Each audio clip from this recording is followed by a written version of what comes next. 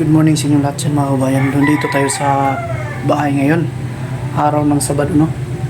So, mahal na araw kasi ngayon. May gagawin tayo dito. Ito ang pinto ko mga kay. Kasi sira na. Palitan natin to ng bagong plywood. So, bibilihan ko ngayon. Sirang-sira na, oh. Plus door kasi ito mga kaidol. Yung plus door kasi ang takip nito, yung maging dingding niya is plywood po ang ginamit dito. So may framing lang yan siya na kahoy. Tanggalin natin yan mamaya para at least mapalitan natin at palitan din natin ng doorknob. So yan lang, mag-intro muna tayo para makapagbili na tayo ng materialis.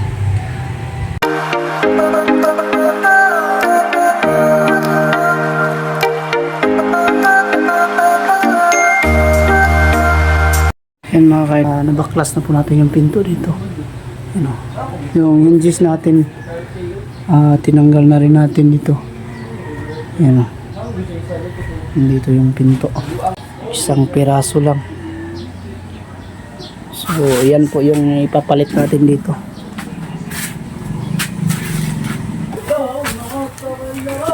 Ayan na, daming termites. Tidak, sakit. Yan o. Sakit tak? Yan. Ada. Ang dami. Yan na. So po. Kinain. Yun mga kaidol, yung ginawa natin dito ang pinto sa pagbaklas. Hindi na pwede kasing ibalik. Ayun, papakita ko sa inyo yun. Ang daming butas sa termites or tinatawag nating anay dito. Dami. Ayan. Mga termite pa sa loob. Dumi ng kamay natin. Ayan, sirang-sira na talaga. Ayan.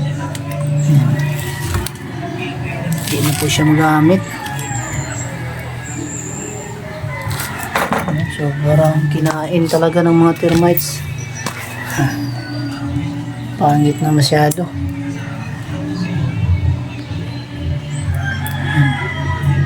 Hindi na ito mapatinabangan.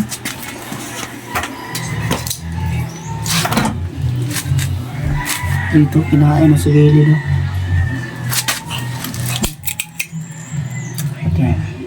Butas-butas. Grabe. Ganito po yun pag hindi napahira ng tawag nating yung sulignum. Dapat kasi mapahira ng sulignum bago makabit mga kaidol. Wala tayong budget sa sulignum noong una. Ayan, kabili tayo ng bago. Ito yung ikabit natin. Yan na po yung ikabit natin. Para gano'n. Tanggalin natin ito lahat.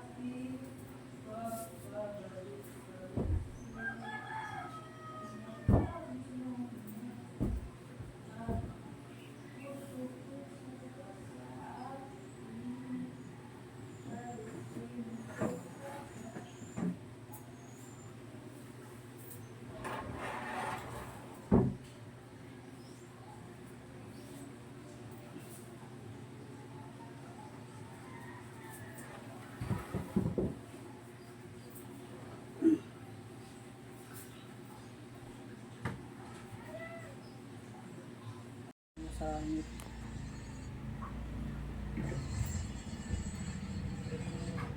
kao.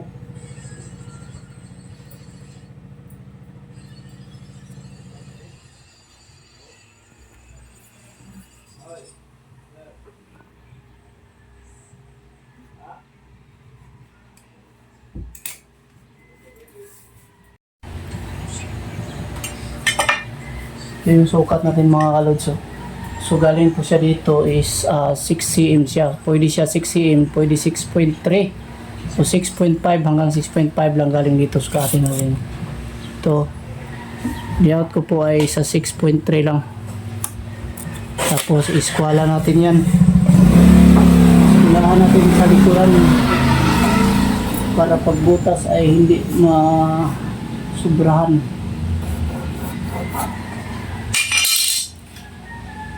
0.3 yan.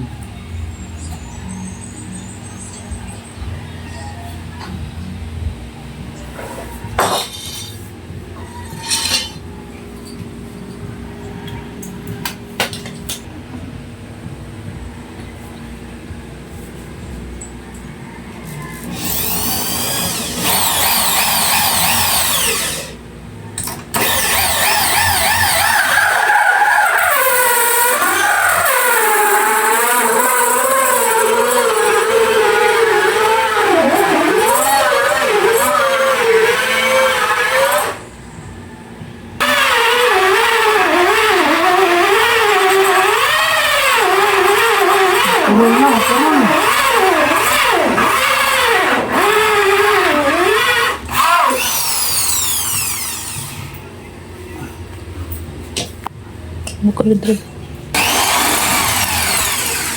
Ang loob ko ano?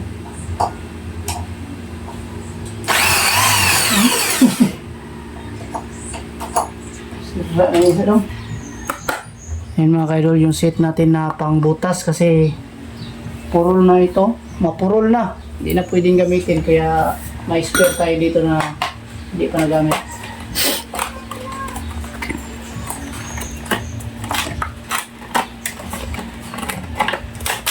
Ito ay kakabit natin to sa ano lang to sa mga beginners lang yung hindi pa nakakaalam sa kabit ng ganito. Kailangan mo lang ilagay yan dito sa ano mga kaidol, dito sa loob. Tanggalan mo siya dito, yan dito na yan.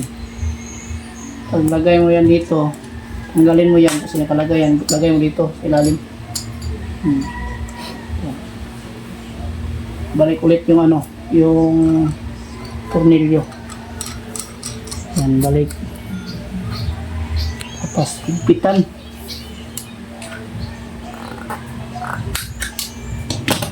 Pwede na. Maganda na yung ano.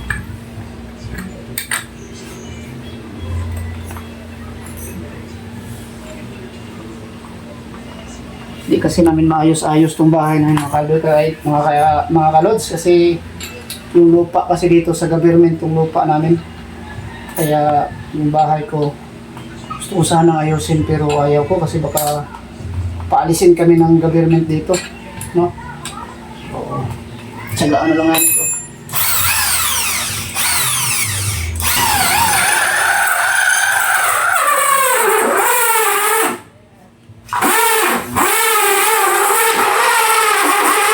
Padoon mo kamo to?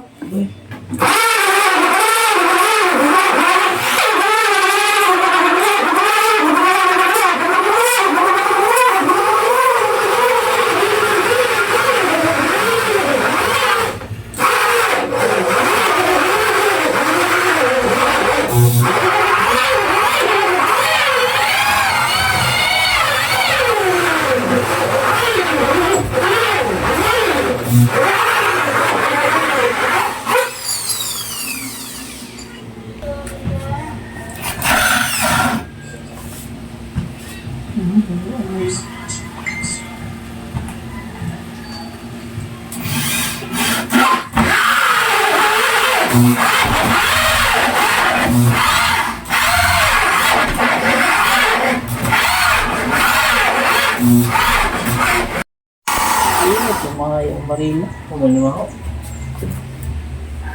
Hindi rin, magbilado yung tulak mo.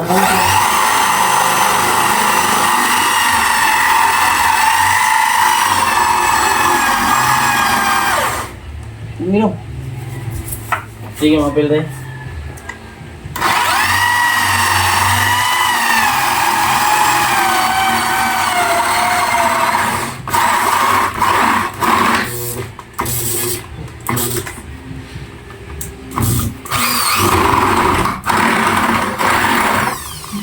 Ano, masibaan sa utong. Makikita nyo, ito kahit pabutasan nyo ng ganito, kahit butasan po nyo ng ganito dito, hindi ito makapasok pa rin. Sinasikip siya ng konti, no? O, itagilin natin, no? Hindi yan siya makapasok. Kailangan siya itigib mo yan dito sa taas. Unan mo talaga siya ng maliit lang dito.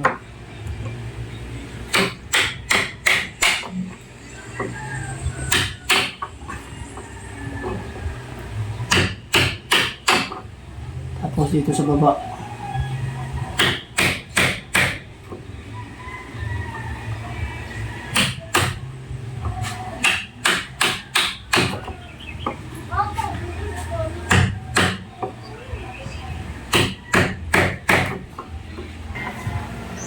Pagkapasok niyan, guhitan nyo dito.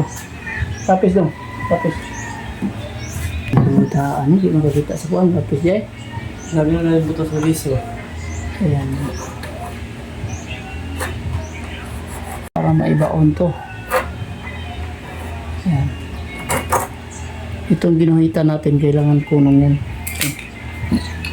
Kunong ganito.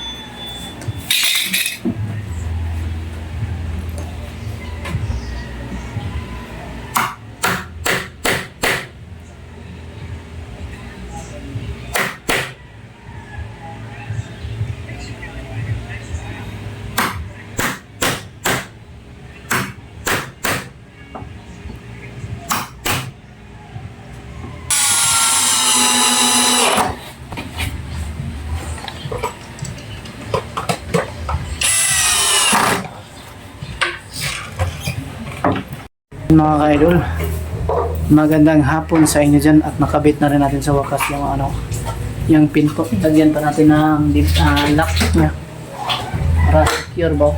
May lock tayo dito. Magandang klaseng pinto mga ka-idol. Yan kasi ito mga ka-idol, dinagdagan ko dito sa ilalim kasi yan pirasyon kasi yan sa tiles, kaya yung layout ko dito is 213 po. So 313 siya, ito 3 cm to siya. Galing dito, papunta dito sa ilalim. Kasi kung mag-tiles kung mag-tiles ako ng bahay ko nung una, kasi bala ko dito ay i-tiles tong bahay ko. Ngayon, nababalak naman po yung government na kukunin daw yung lupa. So anong nangyari? Parang alinlangan ako na kabitan pa ng tiles tong bahay na to, kasi baka kukunin lang naman po sa government, kasi po yung lupa dito ay sa gobyerno to. So una, hindi ko prepare na pag-isipan na baka kukunin, kaya yung layout ko dito is at 213 po yung haba ng aking pinto na pinaano dito, kaya may allowance siya dito sa ilalim at 3 cm. Kung magkabit tayo ng tiles, ito na lang po sa ilalim yung tatanggalin to. Ito na lang po tatanggalin, magpantay na po yung tiles dyan. So ayan po, naikabit na rin natin sa wakas. Wala na rin naman ginagawa yung ngayon mga ka-idol, kasi ngayon Holy Week pa, no? Tapos sa Lunes may may gagawin tayo. Abang-abang lang kayo mga ka-idol sa ating mga latest update. So yan lang muna. Sinsya po muna kayo sa ating mga upload na dito lang muna tayo sa bahay, no? So thank you so much sa patuloy niyong pagsuporta. Ingat kayo palagi mga ka-idol.